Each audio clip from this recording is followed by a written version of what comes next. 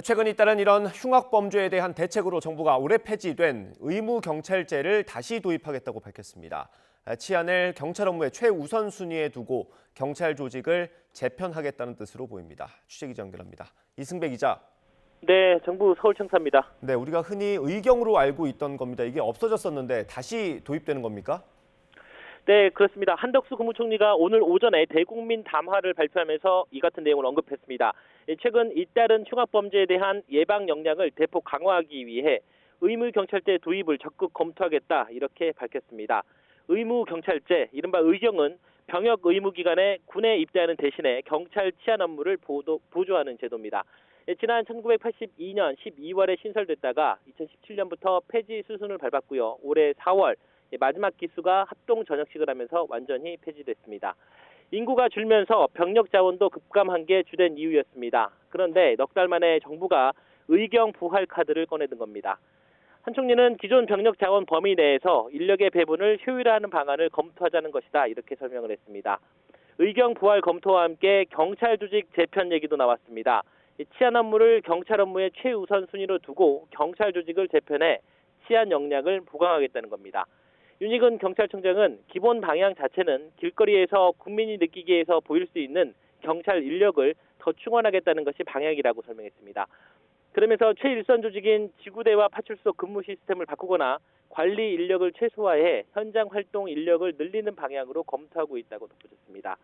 정부는 또 국민이 불안감이 해소될 때까지 지금의 특별 치안 활동을 지속할 것이며 CCTV와 보안 등 비상벨 등 범죄 예방 기반 시설을 대폭 확충하겠다고도 밝혔습니다.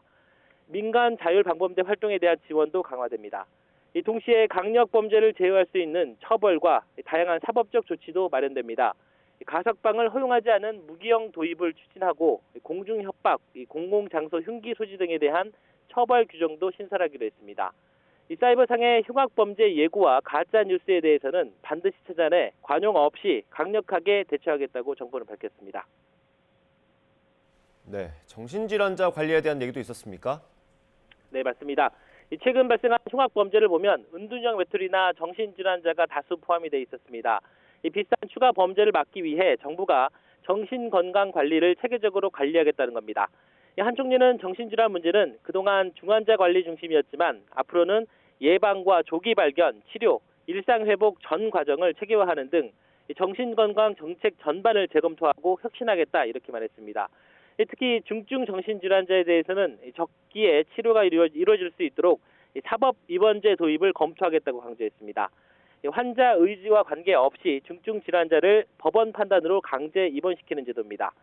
더불어 범죄 피해자에 대한 법률과 경제, 심리, 고용, 복지 등 다양한 지원을 종합적으로 제공하는 원스톱 솔루션 센터 설치를 단계적으로 추진하고 피해자 치료비와 간병비, 치료 부대 비용에 대한 지원을 확대해 나갈 계획입니다.